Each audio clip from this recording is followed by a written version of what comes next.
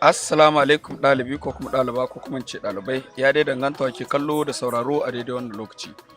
Barkanmu da wannan lokaci ina fatan kowa da komai yana cikin ƙoshin lafiya kamar kullum kamar da sani sunana injiniya Salo Yusuf. Wato injiniya akwai abubuwan da zan ce ƙwararri suke ɓoye mana wanda ba sa so mu sani wanda kuma na tabbata ƙwararru da dama daga cikin manya-manyan ƙwararru ba sa so mu san wannan sirri.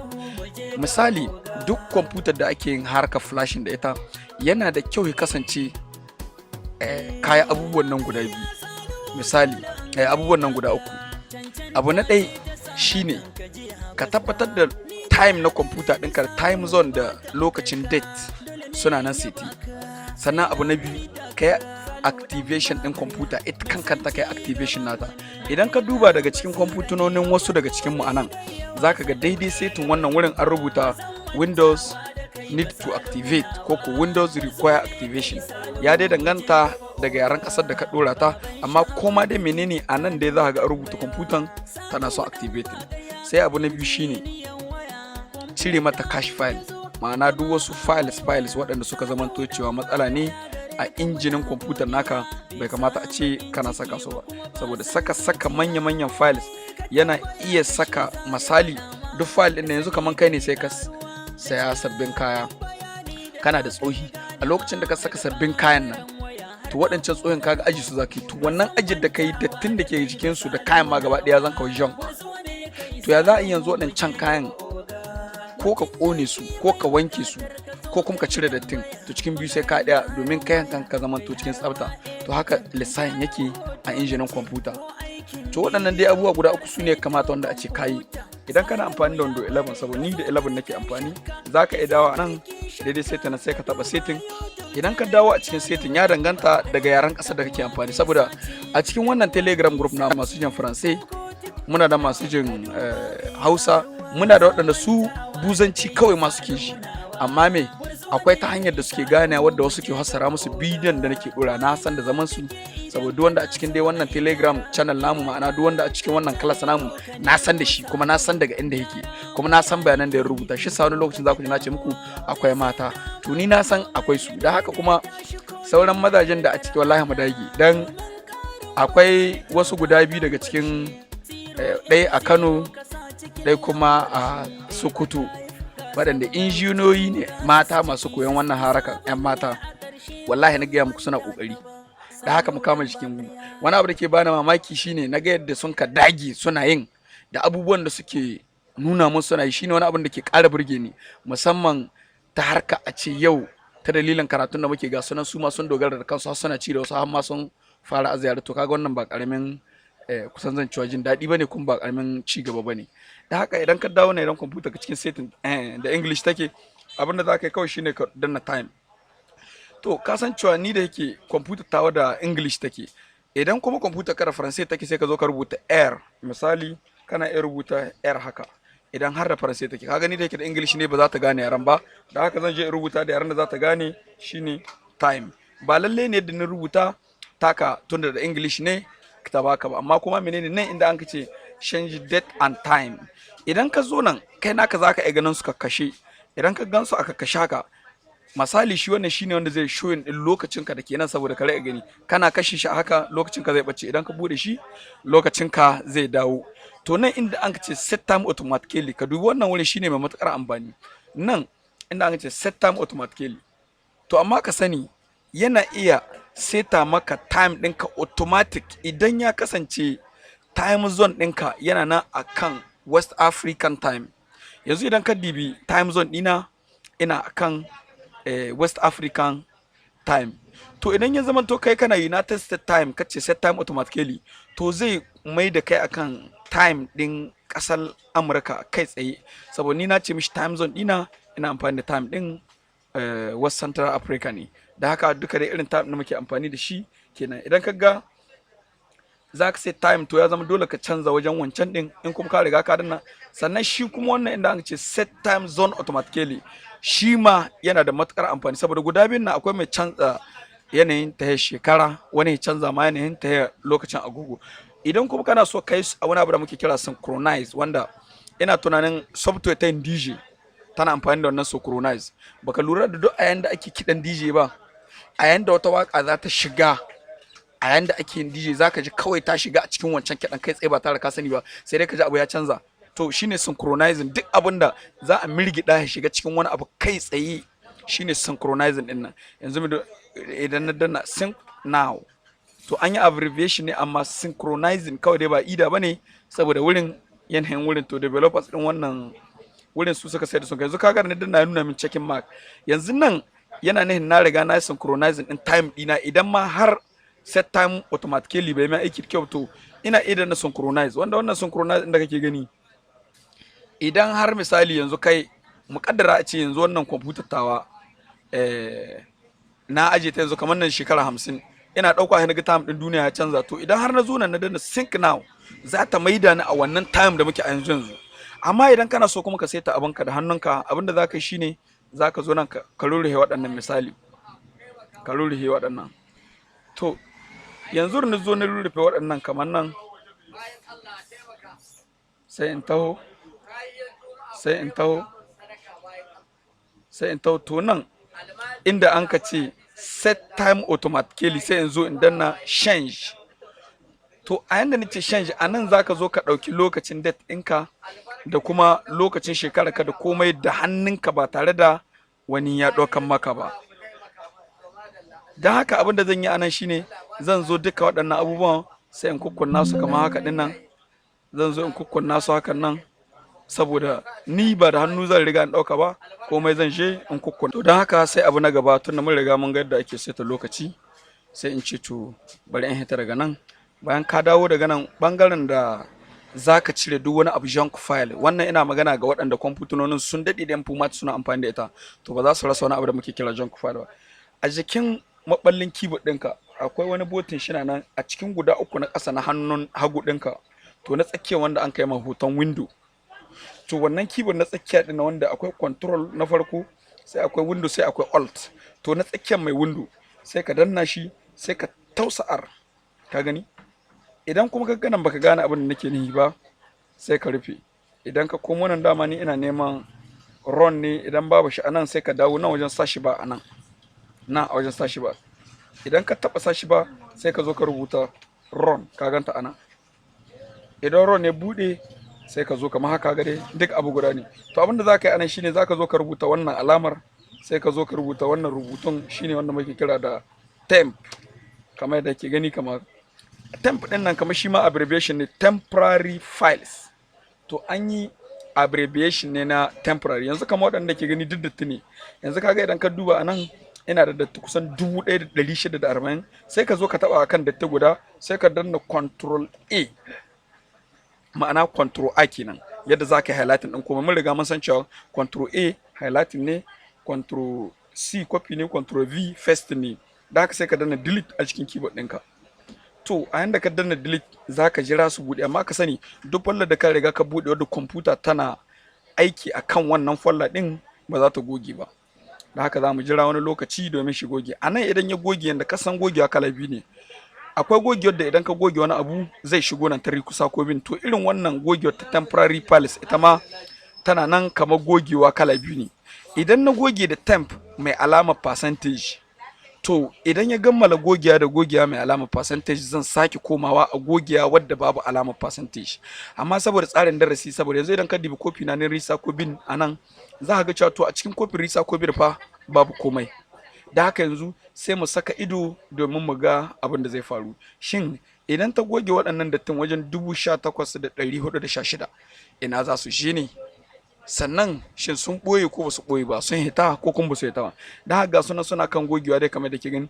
Yanzu wannan ba za ta goge ba saboda sakamakon software din nake amfani da ita ina kan record, tana da file a wajen. To duk abin da ya zama to ka buɗe, yanzu mu ɗauka cewa akwai dattin unlock tool anan, kuma ka buɗe unlock tool. To wannan dattin na unlock tool ba za ta rata goge da shi ba saboda unlock tool yana kunne. Yanzu idan ka di file din Camtasia ne anan, kuma da wannan Camtasia nake ɗaukan murya. Yanzu idan ka duba ta ce folder in use, dan haka ba za ta goge ba. To tunda ba za ta goge, abinda za a yi sai a danna nan alama kibiyan nan, sai ka zo ka danna skip. Kenan kaga ka tsallake ita wannan bangaren wanda ba da ita kake nihin za a dauka ba. Dan haka kamar yadda ke gani su ne wannan files na Camtasia wanda ga folder nan kana gani ta ce ba za ta goge. Idan kaga ta goge sai idan na je na rufe wannan Camtasia sannan in sake zuwa sannan in goge su, amma in ba wannan ba za ta goge. Yanzu na riga na goge wannan sai in sake komawa kuma sai in zo in rubuta run. Idan ka rubuta run ya hito sai ka sake komawa a cikin run ɗinka. Bayan ka sake komawa cikin run, abinda za ka yi anan shine sai ka rubuta temp. A yanda ka rubuta temp a yanzu kada ka saka alama percentage, ka bar shi a haka, sai ka zo ka sake buga OK. A yanda ka buga OK a yanzu dai kaga dattin da zaka iska, saboda wani lokacin zaka iya iska wani datti ya boye ana nan ma sai ka ce goge min, sai ka zo ka ce a ci gaba. To a cikin wannan su ne datti su ma na Camtasia wanda ba za ta yarda goge ba, sai ka zo ka danna alamar digo do this for all current items sai ka ce skip. Da haka zai dan dauki wani lokaci nan ka gama. Kaga a yanzu mun yi mataki na biyu wanda kamar yadda muka ce akwai bangaren seta agogo, akwai kuma bangaren seta da T wanda dukansu mun yi su. Sannan sai abu na gaba, saboda ka rage ma hard disk ɗinka duk wani nauyi, za ka taɓa wannan alamar window sai ka zo nan ka taɓa alamar setting.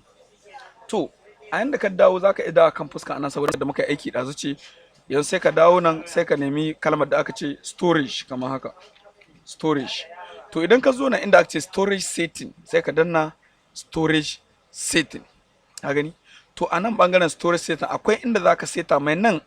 Idan naka ka iske wannan bangaren yana rufe kamar haka, to ka tabbatar da wannan bangaren yana buɗe, saboda amfanin wannan shine kamar yadda ka ga nan yana set an ce delete file in my recycle bin if they have been there for over one day.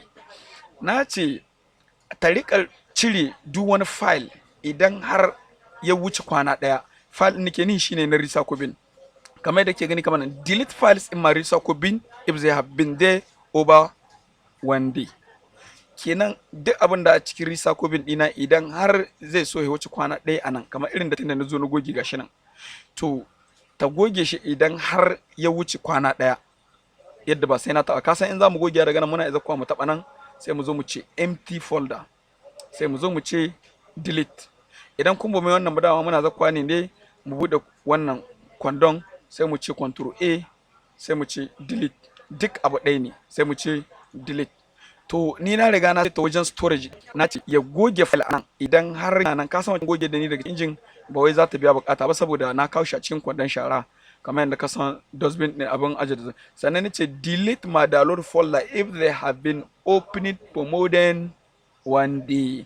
Kamar misali yanzu ina yin downloading wani abu ta hanyar Chrome, to abinda na yi downloading ta hanyar Chrome din nan shi ma idan ya wuce kwana ɗaya, kamar misali ina zakkuwa in same shi anan kamar anan, to kamar dai abin da ke ni idan ya wuce kwana ɗaya za ta iya ta kautar da shi.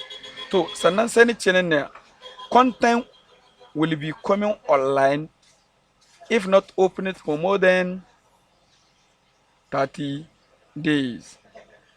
To da yake dai wannan personal account dina ne na me ake cewa na Microsoft. Da haka abin da za ka yi bayan ka zo ka kunna su, kana damar da za ka zo ka kunna shi kai tsaye. Misali bari ya gama yansa yauki gashi nan ka gan shi nan storage sense. Sannan bari mu shiga cikin clean up recommendation. To a nan bangaren clean up recommendation idan ka duba nan recycle bin contain files you have deleted from your computer.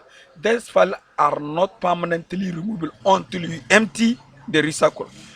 Da haka sun ce a recycle bin akwai file din da na goge, da haka ba wai zancen sun goge wanda haka yana zo nan in taba nan sai in ce nan ma bangaren download in taba sai in goge. To da haka sai in zo nan sai in ce clean up. To ban dai taba na download ba, a yanzu zan yi amfani da na recycle bin ne kawai sai in ce clean up. To yanzu zai je shi aikin clean up ina, kaga ya riga ya min clean up, wanda irin wannan shi zai sa kwamfuta ka ta sauri yadda baka taba tunani ba. Sannan abu na gaba shine kamar yadda nace activation din kwamfuta. Idan za ka yi activation din kwamfuta shi kuma abin da za ka yi shine za ka dawo nan sai ka ce power shell, wanda su daga cikin kunan na yi musu wannan activation sosai ta hanyar AnyDesk. Idan na danna power shell za ta bude a matsayin administrator.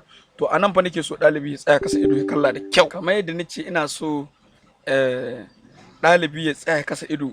Idan ka zo ka yi amfani da wannan gaskiya ni ba ta biya min bukatoci, don haka ka kula wannan wadda na bude tana da black a nan bakin sikirin, don haka zan zo in ci ba ita nake so ba, bari in zo in nemi PowerShell nake so, in zaki rubuta PowerShell in gani wace PowerShell nake so a nan, sai in ɗauki wannan, kaga wannan PowerShell mai waka 86, sai in zo in taba, sai in zo in ce run as administrator, bari mu gani ko akwai wani bambanci.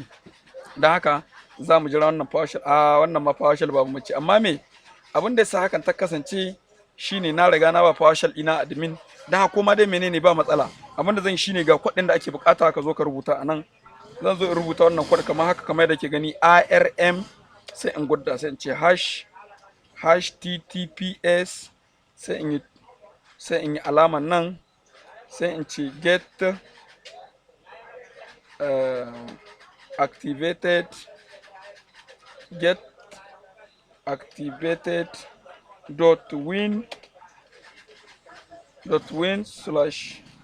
.win/iex, to sai in buga enter kamar yadda ke gani kamar haka.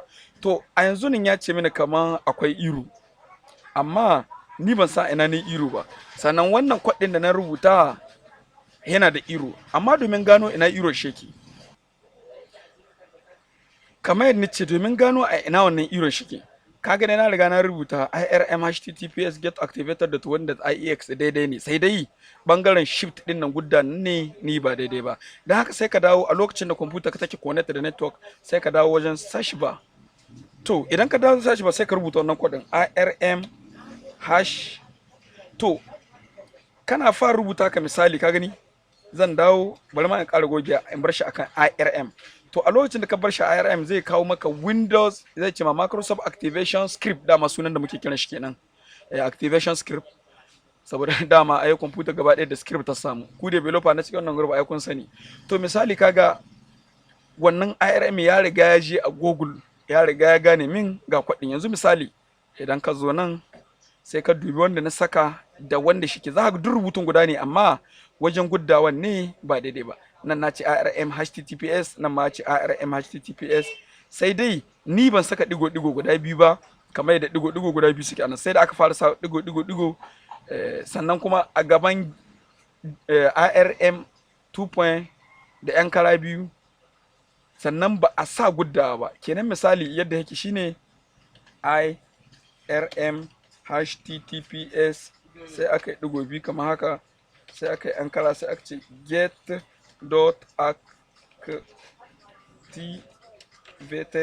get.activated.win, sai aka gudda, sai an kai IEX. To ina tunanin kama haka ne in ban yi mistake ba. To kaga da yake IRM https .get.activated.win.iex. to idan kuma kaga ba za ka iya rubuta ba, sai ka zo kai copy din wannan code din, sai ka zo kai copy din wannan code din, sai ka zo kai copy din wannan code din shine IRM https getactivated.win.iex, shine code din da za ka copy.